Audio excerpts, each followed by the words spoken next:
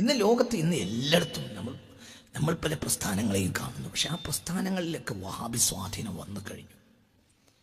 അത് ഇനിയിപ്പോൾ ഒരു വഴക്കിനില്ലാത്തതുകൊണ്ടാണ് ഞാനത് ഇത് പൊളിച്ച് നിങ്ങളോട് പറയാത്തത്.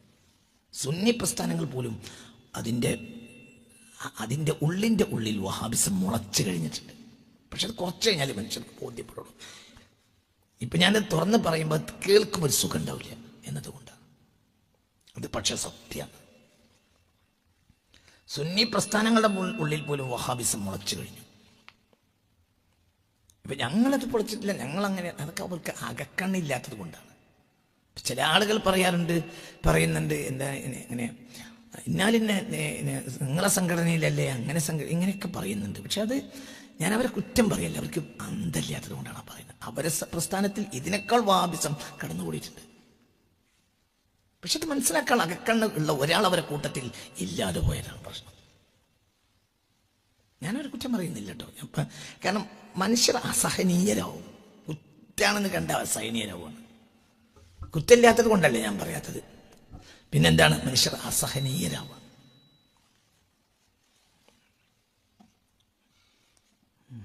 അത് വളരെ ചിന്തിക്കണം. ഞാൻ സമസ്തക്കാരനാണ്. എന്നെ സംബന്ധിച്ചിടത്തോളം അതിനെ ശുദ്ധീകരിക്കുക എന്നുള്ളത് എൻ്റെ ഒരു ഉത്തരവാദിത്തമാണ്. കാരണം ഞാനിൻ്റെ ആളാണല്ലോ. മറ്റൊന്നിനെ പറ്റി പറയാത്തത് അത് ശുദ്ധമാണ് എന്ന് അവർ ധരിക്കണ്ട. അവരെ കൂട്ടത്തിൽ ഒരു റഹ്മത്തൊന്നും ഇല്ലാതെ പോയി എന്നുള്ളത് അവരുടെ നഷ്ടമാണ്. അതാണ് ഒരു പ്രശ്നം. ഞാൻ അകക്കണ്ണുണ്ട് എന്ന് പറയല്ല. എൻ്റെ മശായിഖന്മാർ അകക്കണ്ണുള്ളവരാണ്.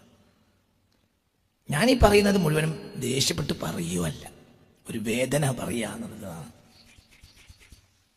വേദനയാണ്, അല്ലാതെ ഒന്നുമില്ല. ഈ പ്രശ്നങ്ങളൊക്കെ ഈ ആളുകൾ തന്നെ ഒന്നതിലേക്ക് ശ്രദ്ധിച്ച് ആ പ്രശ്നം പരിഹരിച്ചാൽ അവരനുവദിക്കുകയാണെങ്കിൽ അവർ ചെരുപ്പെടുത്ത് ഒരു ദിവസം അവരെ പിന്നാലെ നടക്കും. അവരെത്ര ഇന്നേക്കാൾ പ്രായത്തിൽ താഴെയുള്ളവരാണെങ്കിൽ പോലും എനിക്കിതിൻ്റെ പിന്നിൽ റബ്ബിൻ്റെ പൊരുത്തമല്ല, അതൊന്നും ആഗ്രഹമില്ല. അവർക്ക് മുന്നേ മനസ്സിലാകാത്തത് കൊണ്ടാണ് അങ്ങനെ അങ്ങോട്ട് പോകുന്നില്ല. അപ്പം അത്ര വിശുദ്ധന്മാർ സ്ഥാപിച്ച ഈ സംഘടനനെ അതിന് അവർ തന്നെ ഇപ്പോൾ പല ശുദ്ധീകരിക്കാനുള്ള പല കമ്പനികളും ഇറങ്ങിയിരിക്കണമെന്ന് പറഞ്ഞു. അപ്പോൾ നമുക്ക് പല കമ്പനിൻ്റെയും പരസ്യം കണ്ടില്ലേ. ഇപ്പോൾ സമസ്തയിൽ ശുദ്ധീകരണം നടത്തണം എന്നാണ് പറയുന്നത്. അതായത് ഞങ്ങൾ വന്ന് ശുദ്ധീകരണം നടത്തി തരാം, ഞങ്ങളെ കമ്പനിക്ക് അതിൻ്റെ കോണ്ടാക്ട് തന്നാളിയെന്നോ അല്ലെങ്കിൽ ഞങ്ങളായിട്ട് ഒരു എഗ്രിമെൻ്റ് ഉണ്ടാക്കി കളി. എന്നിട്ട് അപ്പോൾ നമുക്കിപ്പോൾ ശുദ്ധീകരണത്തിന് ആളാവശ്യമില്ല. കാരണം ശുദ്ധീകരിക്കേണ്ട ആവശ്യമില്ലാത്തതുകൊണ്ട് പിന്നെ തൂപ്പുകാർ, മറ്റ് ശുദ്ധീകരിക്കാനുള്ള പ്രവർത്തകർ, പണിക്കാരൊക്കെ നമ്മൾ എടുത്തിട്ടുണ്ടല്ലോ. സമസ്തൻ്റെ ഓഫീസ് ശുദ്ധീകരിക്കാൻ അവിടെ പണിക്കാരുണ്ട്. അങ്ങനെ അതിൻ്റെ മറ്റുള്ള ഉപയോഗിക്കപ്പെടുന്ന സ്ഥലങ്ങളൊക്കെ ശുദ്ധീകരിക്കാൻ, കക്കൂസ് ക്ലീൻ ചെയ്യാൻ ആളുകളുണ്ട്. ഇതൊക്കെ ഉണ്ട്. അപ്പോൾ പുറത്തൊരു കമ്പനിക്ക് ഇപ്പോൾ കൊടുക്കേണ്ട ആവശ്യമില്ല. ഒരു കരാറ് വ്യവസ്ഥയിലായി ചെയ്യാൻ ഇപ്പോൾ ഉദ്ദേശിക്കണില്ല. ഇപ്പം നമ്മൾ പണിക്കാരെ വെച്ചുകൊണ്ടിട്ട് ശുദ്ധീകരിച്ചു കൊണ്ടിരിക്കുകയാണ് എല്ലാ സ്ഥലങ്ങളും.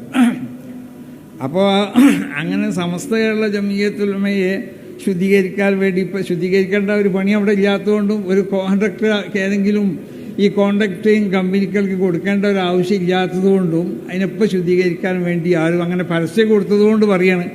ആ പരസ്യം ഞങ്ങളോട് പറയണ്ടെന്ന്. അല്ലെങ്കിൽ വേറെ കമ്പനികളൊക്കെ നോക്കി അവരായിട്ട് എഗ്രിമെൻറ്റ് ചെയ്തോളി. ഞങ്ങൾ സമസ്തരായിട്ട് അങ്ങനത്തെ ഒരു ശുദ്ധീകരണ പ്രക്രിയയ്ക്ക് വേണ്ടി എഗ്രിമെൻറ്റ് വാങ്ങിക്കൊണ്ട് ആരും വരണ്ട. അപ്പോൾ സമസ്തയുള്ള ജമിയത്തുൽ ഉലമ എന്ന ഈ മഹത്താവുന്ന പ്രസ്ഥാനം അതിനെ അള്ളാഹുവിൻ്റെ മഹത്തുക്കളാവുന്ന ഉലമാ ഇവിടെ സ്ഥാപിച്ചതാണ്.